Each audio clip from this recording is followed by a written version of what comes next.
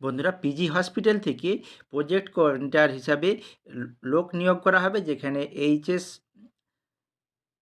50% marks, এর সঙ্গে BMLT এবং 5 ইয়ার্স এক্সপিরিয়েন্স এবং 1 ইয়ার পাবলিক হেলথ প্রজেক্টে কাজ করার একটা অভিজ্ঞতা থাকতে হবে। পার মান্থ স্যালারি হিসাবে দেওয়া হবে 30,000 এবং এজ লিমিট বলেছে 30 ইয়ার্স। এখানে বলেছে যে পাঠাতে হবে কোথায়?